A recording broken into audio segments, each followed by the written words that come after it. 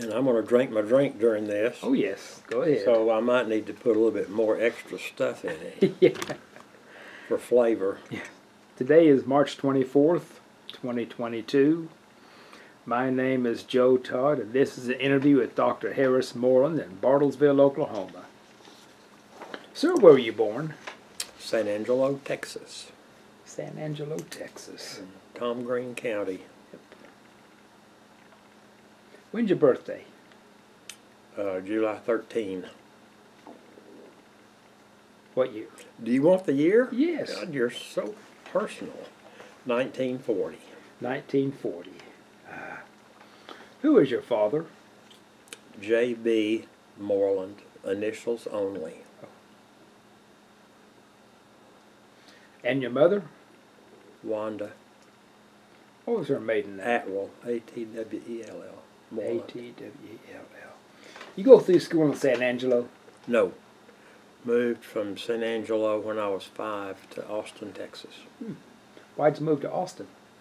Dad had a job and was transferred there. What kind of work did he do?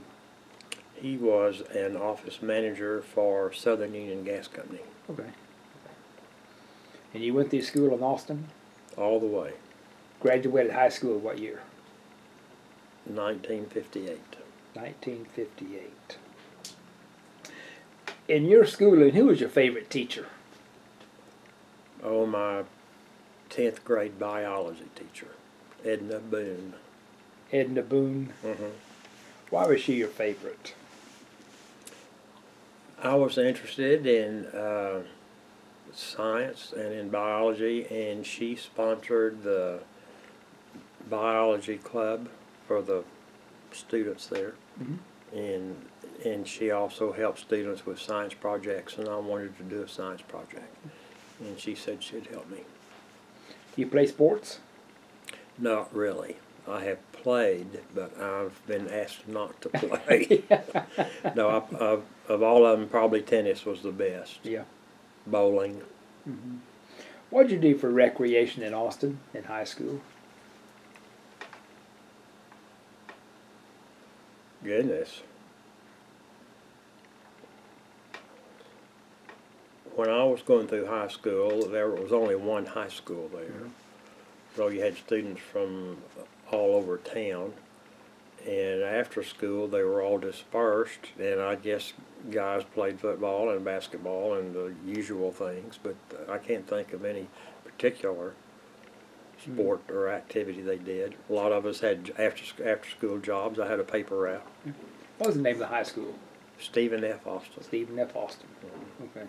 So when I got out of school at 3:30, I immediately went home because it was time to deliver the papers.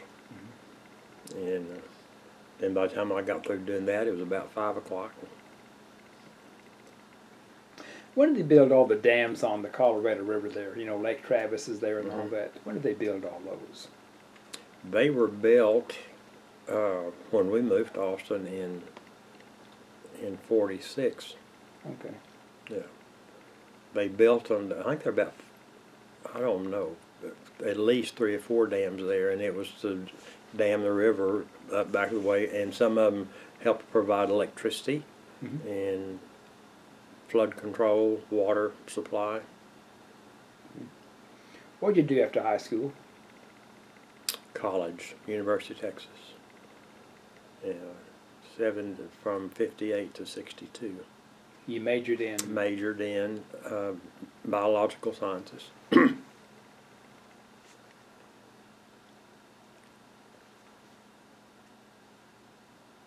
You live on campus or off campus? I lived off campus. Okay. Yeah. Well, parents lived there, so I lived at home. Okay, okay.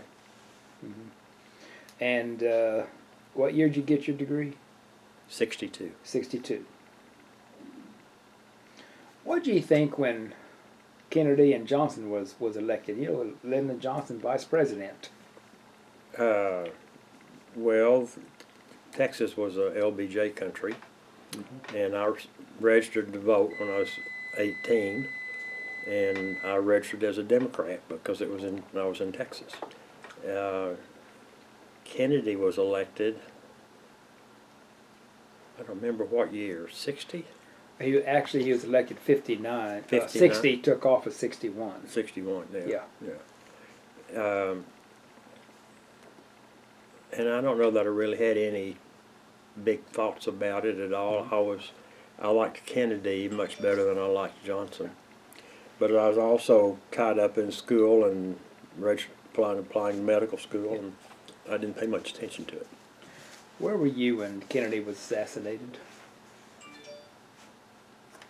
I was in medical school, and it happened during the lunchtime, and I can remember going into the classroom when we rode up an elevator, and someone told me then that he had just been shot in the head, that they had heard on the news he'd been shot in the head.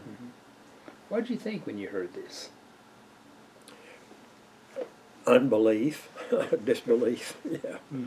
And I remember I remember saying, well, was it serious? And there was one of the psychiatric professors was on there, excuse me, and his comment was, well, sir, when people are shot in the head, it's usually serious. And I wanted to hit him in the mouth, but I didn't. He was such a pompous ass. Yeah.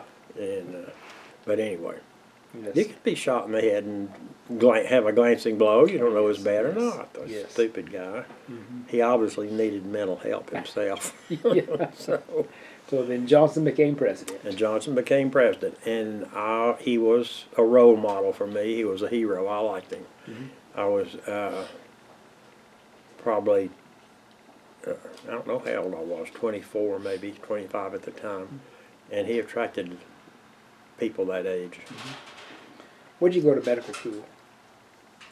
University of Texas Medical School in Galveston. Galveston, okay. It was the first medical school in Texas. Okay. Yeah. Why'd you go into medicine? I just liked, I didn't have enough experience to know whether I liked it or not, but that's what I had always planned on doing, and I don't know why. Just thought, I guess I liked the idea. Yeah. So when did you get your MD? 62. 1960. No. 66. 66. Okay. I don't think we need a fire, Judy. Okay. So you got your degree in 66. What'd you do after you got your MD? I wanted to specialize in surgery, and you make applications to various places, and they have a thing called well, I'm having a senior moment. It's a program where a matching program. And so I applied to various places, including University of Oklahoma, and I matched with Oklahoma. I don't really want you in here. Well, I'm just waiting for the cookies. So I matched with Oklahoma, and that's the reason I came up here. Okay. Where'd you do your residency? At the University of Oklahoma, Okay. medical school in Oklahoma City. Okay. Okay. Of course, Vietnam was going on. Yes. What'd you And think? in fact, when I started my internship, it was 5 years, internship and residencies. Oh, That's okay. sorry. Oh, no. 5 years, and at that time the draft was still active. And the year I went in to do my internship, the chief residents were drafted during the Vietnamese War, so we were short of residents. And then everybody moved up a year. The third year residents became chiefs, and it was interesting. We did well. Made the transition fine. Okay. I did fine. But it did affect the medical school training. Yeah. And you were in surgery. You were Did general surgery and vascular surgery residency. okay. In those days, they didn't have subspecialization, so general surgeons learned how to do vascular surgery as well. Okay. But after I finished my residency, they started having subspecialties. Now you say vascular surgery. Vascular, that's like aneurysms, carotid arteries, blocked arteries in the legs and things. Okay. Okay. Did you set up a practice, private practice? I did. Where? Here. Here. After internship is a year, Residency is 4 years, so altogether it's 5 years. And then the last year I got a letter from Uncle Sam because the last year of the draft says, we have a special invitation for you.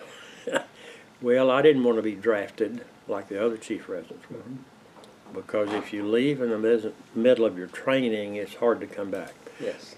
So I applied for a deferment called the Berry Plan, B-E-R-R-Y, I think, plan, and I was granted a deferment.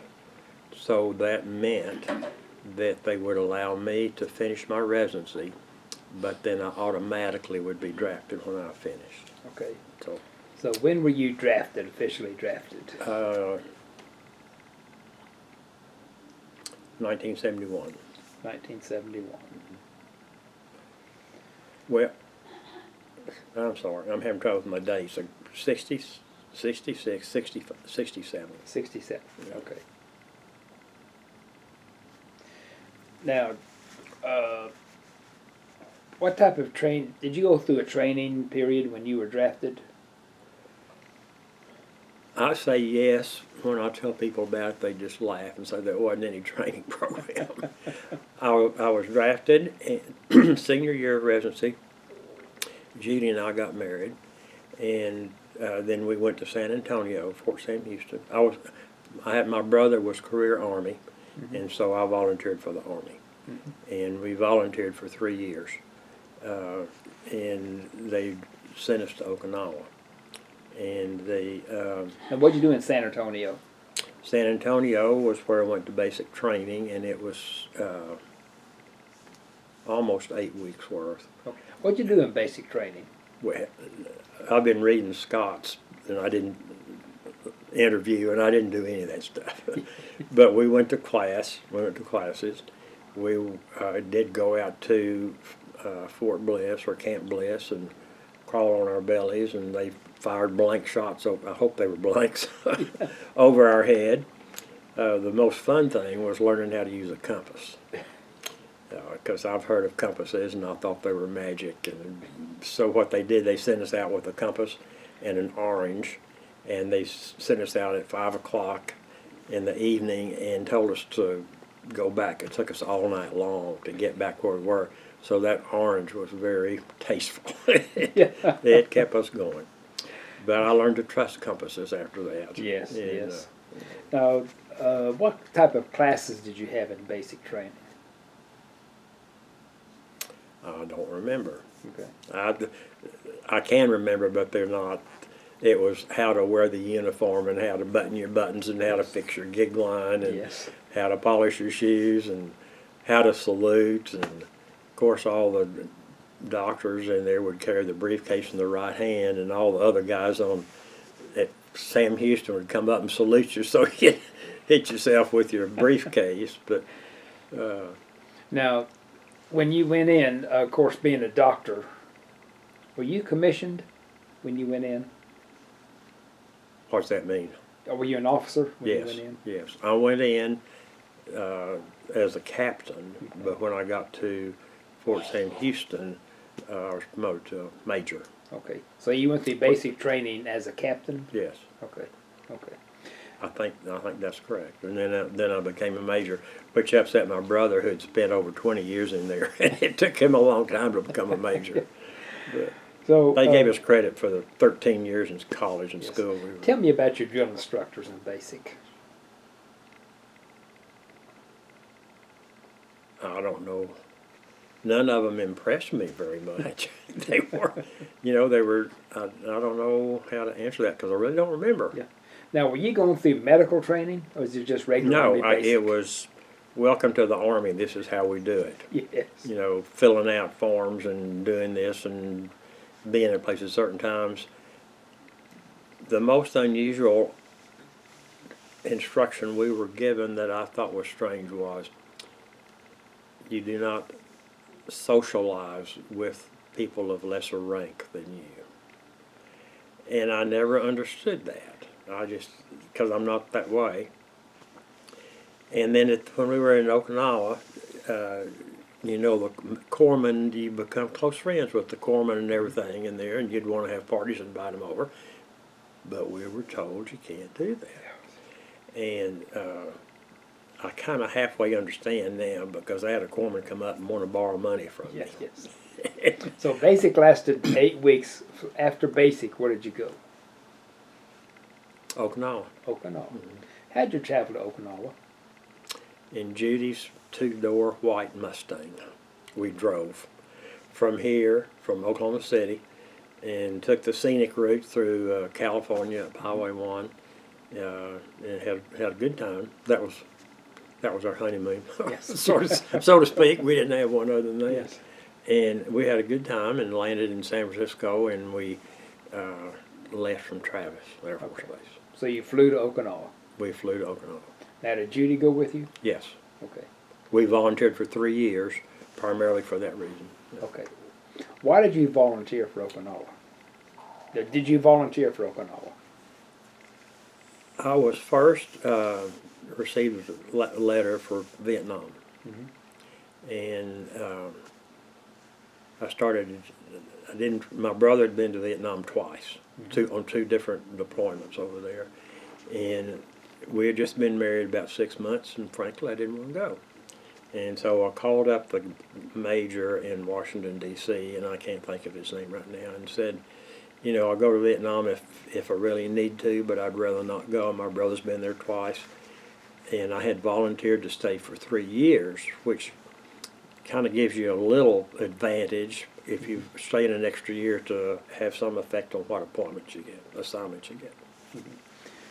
So he said, well, I'll call you back. And he called me back and said, well, we have an opening in Ethiopia. Would you like to go to Ethiopia? Well, I don't know anything about Ethiopia. let me look around a little bit and I'll decide. And so the chairman of our department was a retired Air Force colonel. And I asked him, and he looked into it, and he said that the hospital in Ethiopia was probably not going to be up to par, and the cases I would be seeing, he probably wouldn't be doing a lot of surgery. So I decided I didn't want to go there. And I called the major and at the deployment position, said, I'd rather go to Vietnam. Just go ahead and send me there. I don't want to go to Okinawa. I wouldn't be doing surgery in Okinawa. In Ethiopia. Yes. Yeah. And he said, well, okay. So I went home and with the idea I was going to go to Vietnam. A couple of weeks later, he called and said that they had openings at a hospital in Okinawa. Would that satisfy you? Well, where's Okinawa? You know, I don't know anything about Okinawa. Let me look into it. And I talked to the Air Force colonel, that's chairman of surgery, and he looked at it and said that was a good hospital. It was an air vac hospital, and so I called him back and said, we'll take Okinawa. So when did you land in Okinawa?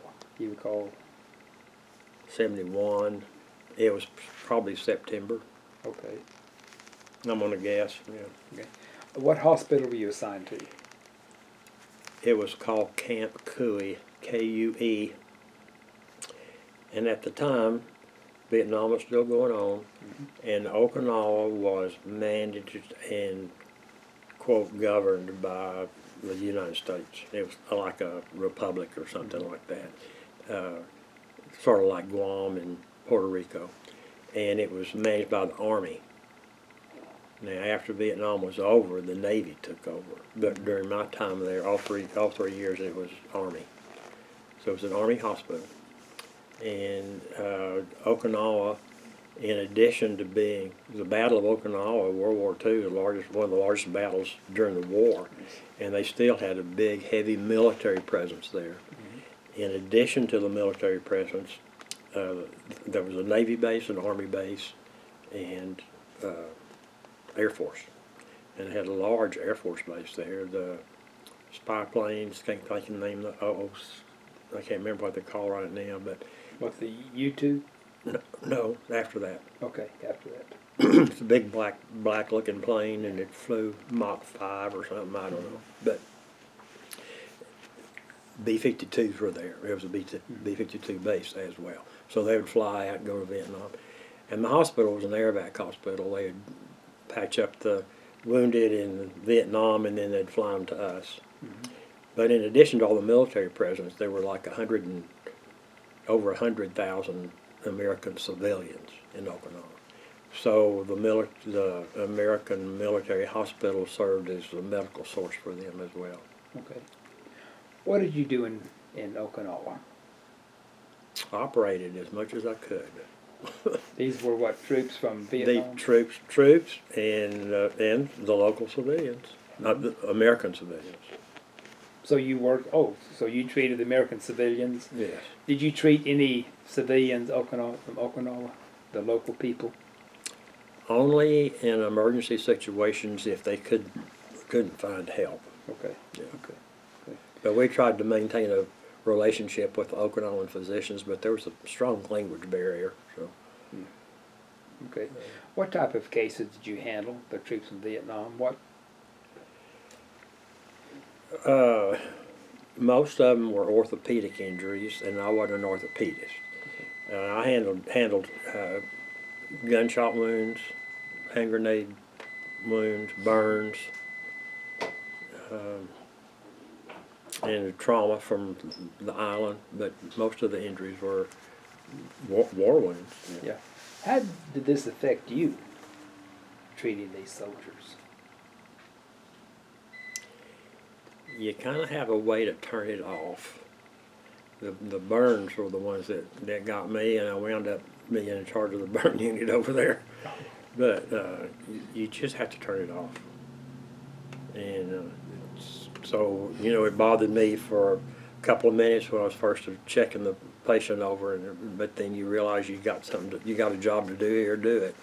And you just get busy and do it. Any special cases stand out in your memory?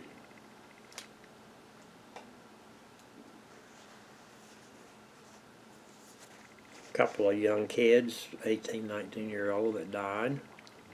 And couldn't do anything for them.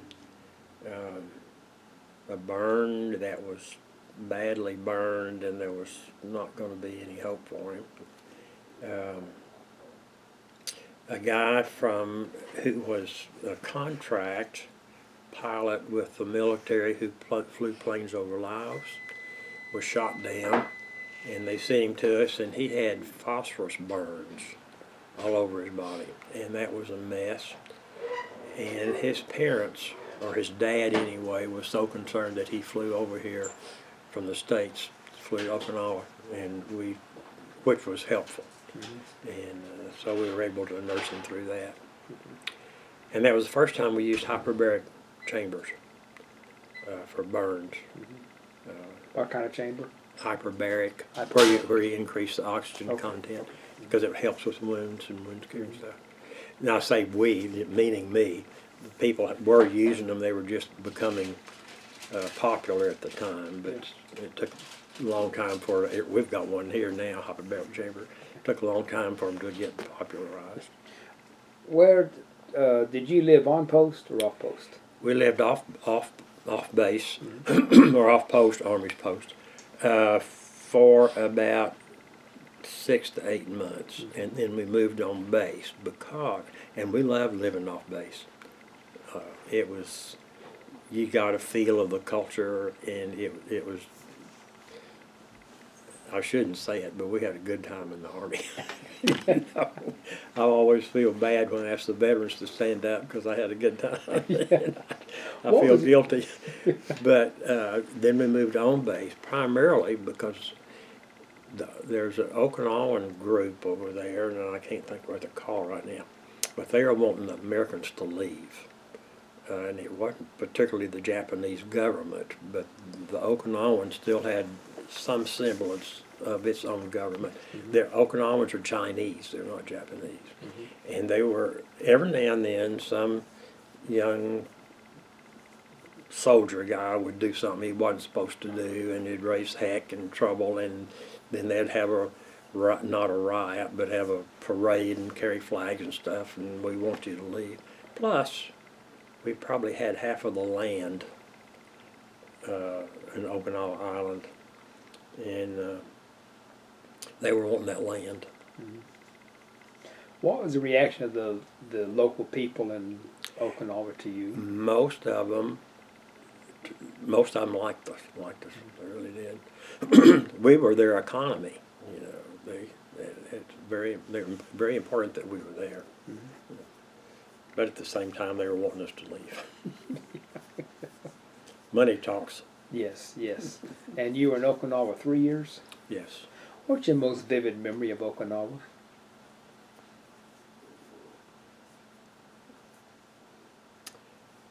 Oh, I don't know that I've got one. Memory I have about it now is, well, the culture. The culture, the Chinese were very humble people. Japanese are much more aggressive. Mm-hmm. They're very humble people. They're polite. They are ancestor worshipers. They're called turtleback graves, and they build a mausoleum type thing in the side of a hill and then cover it with a concrete, looks like a turtle shell. And then they have, every year they go and open the cemetery area up, and they put the body in cases, and when everything is deteriorated and stuff, they go back in a year or two later and take it out and wash the bones, and they have ceremonies every year for that purpose. The culture, they were always nice and polite to everybody. Mm-hmm. They had their bad guys. We had a car stolen over there from the Steely boy. He came on base, which was supposed to be secure, stole our car. You get it back? In pieces. It was totaled. Yeah. Oh. They stripped it. Now, did you work in rehabilitation at anything in the hospital? Not very much. Our hospital wasn't designed for that. Okay. We got them to the point where they could take rehabilitation, but then we'd fly them back to the States. Okay. Okay. We didn't really do much rehabilitation over there. Okay. We had physical therapists, but that's about all. Now, were you on call all the time at the hospital? There were 7. I think there were 7 surgeons, so we had call about every 7th night. Okay. Weekend call. Mm-hmm. And then a couple of guys would take leave, so we took call more often than that. Now, did you travel around Okinawa? Yes. Yeah. Now, how big is Okinawa? I was trying to remember. I think it's about 13 miles wide and maybe 20 plus miles long. Mm-hmm. It's not a great big island. Yes. And I could never be oriented as to north, south, east, or west, because the island roads would go in and out bays, you know, and you'd never know when you're making a curve. You'd be going north, and all of a sudden you're going straight south. It was crazy, but I never did. Did you go to Never the did. Suicide Cliffs? Not at that time. Okay. Yeah. No, we've been there since. Yeah. Okay. Oh, you've been back to Okinawa. We have a son-in-law who was based in Okinawa for 5 years. Okay.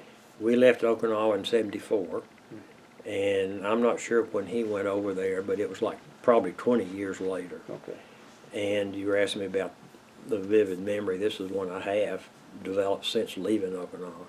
But the Okinawans were a nice culture. Everybody liked them, and they were artistic type people, and made things, and everybody had their little garden out in the yard. You know, it was a nice culture. They wouldn't do anything to hurt anybody.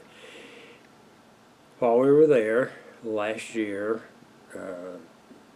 Nixon was president and sold it back to the Japanese for $25 million. So then the Japanese took over, and there's something interesting there that was fun to talk about. But so we went back about 20 years later. The Japanese have had 20 years to develop the island, and they spent billions of dollars. When we were there was not a main highway up and down the middle of the island. You had to go along the coast. Even though the island wasn't all that big, it'd take you almost a day and a half to drive around it because the roads were not that great, and so. But then you could go up in about a couple of hours. But they really developed the island. They've also incorporated the Okinawan culture into the Japanese culture. So the Okinawan culture has just about disappeared.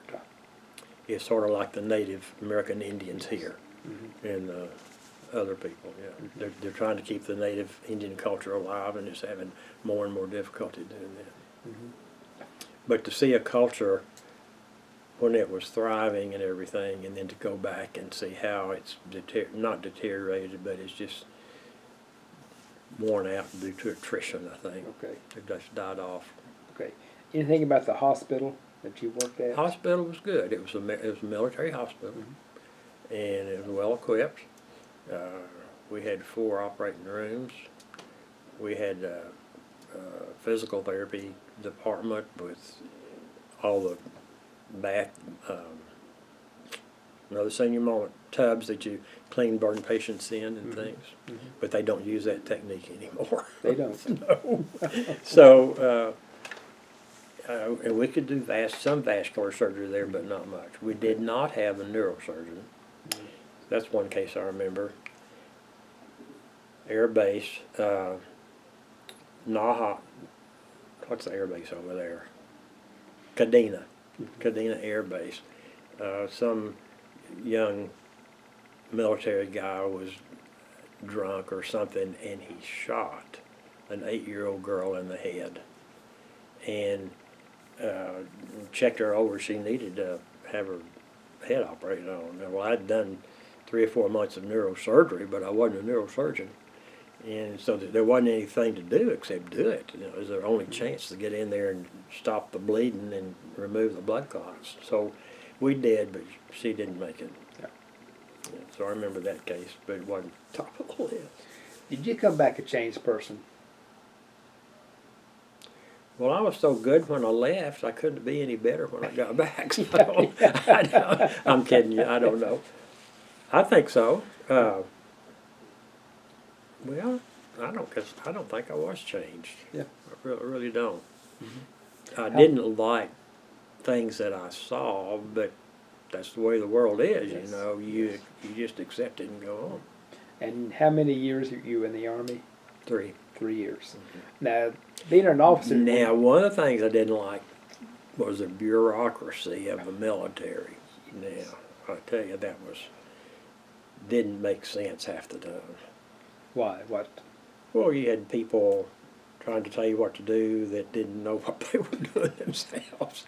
You know, and the forms you had to fill out and stuff. It was sort of introduction to the way medicine is becoming now. Who was your supervisor at the hospital? He was a Army colonel, I think he was Army colonel, who had been a surgeon, and his comment was, when I was promoted to a colonel, I wasn't a surgeon anymore. You know, he sat behind the desk. He didn't get to operate anymore. And our son-in-law sort of said that because he was moving up in ranks, and he knew that the higher up in ranks he got, the less he was going to be flying, and he didn't want to do that. Yeah. So who was in charge of the hospital? Army, but I don't know his. I can't come up with his Was name. there a general in charge of it, or No, he was a colonel. colonel? Okay. This is. I'll give you an example. In Okinawa, you had, according to rank, you were either given a car with a driver or not. Well, the full bird colonels had cars with a flag on each front fender. So they also had special parking places, you know, what have you. So one day the colonel was going to go somewhere, and he asked me if I wanted to go, and I said, sure. I think we were going up to headquarters of the island, and so I said, sure. So I went out there. Well, the car was there with the chauffeur, so I just got in the back seat. Well, the colonel came out there and looked at me sitting in the right rear back seat, and I said, well, hello, Colonel, how are you? He says, that's where I'm supposed to sit. You're going to have to move. So I said, okay. So I got out, and I was supposed to sit in the front seat. So, you know, it goes by rank. So the lowest rank's in the right front seat, the highest rank's in the right rear seat. But that kind of stuff, you know. So you were in the Army 3 years? Yeah.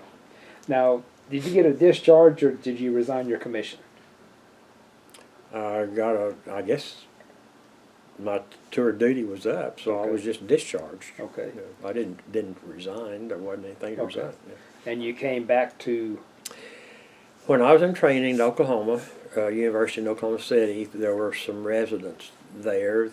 We became close friends, and one of them came to Bartlesville, Dr. Young, Cy Young, and my wife and his wife taught school together in Oklahoma City, and so Cy said, "We need another surgeon. Won't you consider coming here?"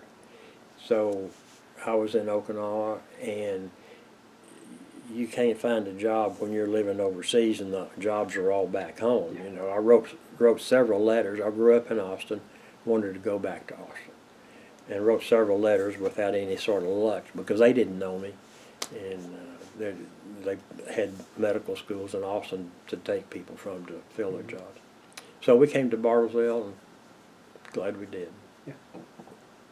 set up your practice here. Set up practice here.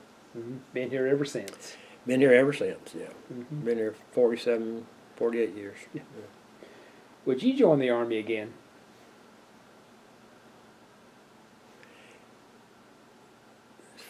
Now that's such a broad question, but yes. I, in the position I was, even though it was wartime, I would join it again. Okay. Yeah. Yeah, I think I would. I'd like to In do fact, there have been times now when I thought, well, God, I need to go back. You know, but I'm sure it's different. I'm sure it's different. Things change. I'd like to do a word association. Oh my gosh. Okay. The first one is UT Medical School. Fun. Good. Hard. Basic training. An experience. Yeah. Fort Sam Houston. Interesting. Yeah. Travis Air Force Base.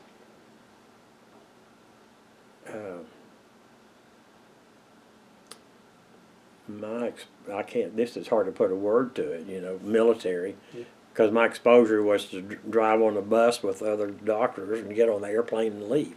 That was my exposure to the Travis Air Force Base. Okinawa.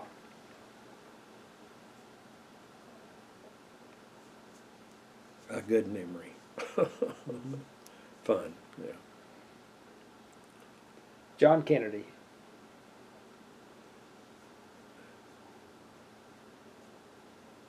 President.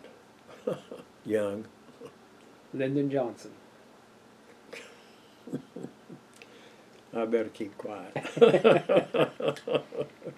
Richard Nixon. Misunderstood. How do you want to be remembered? Oh gosh.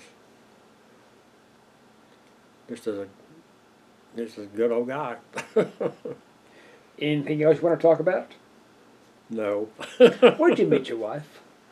Blind date. Blind date. Yeah. Set up by Dr. Young, who asked us to come here. And she always tells a story, so I'll probably get it wrong. But I was still single. My philosophy was you don't get married until you can make the money and support your wife. So I was 30, no, well 29 when I got married. And it was a blind date. Cy's wife and Judy taught school together, and they both thought we needed to meet. So Cy twisted my arm to come over their evening for a blind date, and Mary Jo twisted Judy's arm to come over for a blind date. And I know this guy who hadn't had a date in a long time, and he needs one. They told the same thing to Judy. And I didn't know this at the time, but Judy got there first. And it was in the middle of the winter, snowy, icy roads. Stupid. I said, I don't want to go on a blind date like this. But anyway, we did. And we played 42, which is a Texas domino game, which was fun, but I can't remember how you play it now. But she got there first, and so I said, let me take your coat. And they did, and then said, would you like to have some cold duck? And she thought and said, well, gosh, I know, I've already had dinner, I can't eat another thing. So I arrived later, go in and how are you, nice to meet you, blah, blah, blah, and Si says, let me take your coat and give it to him. How would you like some cold duck? Well, Si, I just finished eating dinner, I can't eat another thing. So I thought, uh-oh, these two people belong to one another. So, anyway. And for people of this day and age who don't know, cold duck at the time was a cheap champagne Yeah. that you could drink. Yeah. So we have cold duck every year now. Yeah. Well, this is an excellent interview. Well, I hope it was. I didn't know what to expect. I really didn't. Well, I want to thank you for your service and thank you for the interview. Well, you're welcome. Thank you. And again, this is March 24th, 2022. My name is Joe Todd. This has been an interview with Dr. Harris Moreland in Bartlesville, Oklahoma. Thank you. Well, you're welcome. Okay. Okay. Oh, are you not? Yes. Are you going to hold it? Yep. Okay. Well, you asked a while ago about memories of Okinawa, and I guess my best memory that has affected me in many ways, more than anything else, was to be an Army physician examining the Army POWs as they were released from Hanoi. And there was quite a build-up. It was called Operation Blessing. And Operation Blessing started in the fall of 70, I think. And it's about that time when the Red Cross was allowed to send in books and other things to the prisoners in the prisons in Hanoi and around Vietnam. And what they were doing is they were trying to build them up nutritionally before they released them, and then they started releasing them in February. But it was quite an honor to be over there and to see these kids. I can remember John McCain getting off the airplane at, I forgot the name of that Air Force base. Anyway. Wasn't Kadena? No, that's Cadena's Okinawa. I'll come up with it tomorrow. But anyway. Was this in Okinawa? No, it was in Philippines. Oh, Philippines. Okay. And I don't know how many POWs there were, but we just examined. There were two doctors and myself that just examined the Army guys. You know, they had Army guys doing Army, Navy doing Navy, Air Force doing Navy. And some of the stories they would tell, you always ask, well, how'd you get through all that? And so they said, well, the first thing was religion. And the other thing, which I hadn't thought of, but they all did, was humor. So you've got to maintain a sense of humor. And the example they gave was, welcome to the Hanoi Hilton. That was there were two prisons in Hanoi. There was a Hanoi Hilton and the Plantation, and then I think there were a couple of smaller ones. But you'll be okay once you know the ropes. Well, the ropes was a torture thing that they would use, but they would learn how to joke. They created a code system where they could tap on the walls and talk to each other, and they would put the alphabet. I think it was like 5 rows with 5 letters in each row, and they would leave some of the letters out, and then they would first row, second letter would be a B, and third letter would be a C, but they learned how to get along. And I examined the oldest, not the oldest, but the guy who was there the longest. In fact, all the other doctors were getting ready to go back, and they said, oops, we've got one more prisoner. He was in South Vietnam. Viet Cong had him, but they didn't know that the war was over. So they got the word that this war was over, and they got him up to Hanoi, and then shipped him over to Clark Air Force Base in the Philippines, Clark Air Force Base. And he was interesting in lots of ways. First of all, he was humble, he wasn't mad, wasn't upset, but he did suffer from vitamin deficiencies. Couldn't walk, had trouble walking. He didn't know where his feet were because they were numb, and so when he'd walk, he'd slap his feet, and I don't know whether he recovered from that or not, but very nice guy. He'd been in a cage 7 years. Couldn't stand up. He learned how to catch snakes and rats at night when they would crawl through his cage, and he'd eat those. Now they did serve him, the most popular food was rice soup. Sometimes they would be fed rice soup and there'd be a monkey hand floating in it. I don't know if you need to use that or not, but they were all, the first night that they got to the hospital in Clark Air Force Base, and this was probably about 50 guys. The very first night we were in the hospital, the kids, and I'm talking about 18, 19-year-old kids, ran around flushing the toilets. They hadn't heard a toilet flush for years. And they were laughing and enjoying it and having fun flushing the toilets. Simple things like that. They ate them out of house at home. They had to get more food for the hospital than they were expecting. So, but it was a wonderful experience. Yeah. One little kid was Air Force, and I was examining him, and he was sitting on an examining table, and I was listening to his heart and lungs, and we'd been talking, and all of a sudden he just shut up. Wouldn't talk, wouldn't say a word. And I thought something was getting ready to happen here, and I thought, what's wrong? And he said, listen. And so I listened, and in the background you could hear a jet airplane flying over. And he was, I think, Army, and he was in a prison with a bunch of Air Force guys. And the Air Force guys, every time they'd hear a jet airplane in the prison, would holler and laugh and yell and come get them, come get them. Well, the Army guy didn't know how accurate the bombs were. And this was when Nixon started bombing Hanoi. Mm-hmm. But they would come in there and bomb areas, and this kid was scared to death. And so this sound of this jet airplane coming in over Clark Air Force Base frightened him. But it was a wonderful experience. Can't imagine what those people went through. Yeah. Anything else on rehabilitation that you worked with or anything? No, not really. Yeah. No, not really. Okay. Thank you. Okay.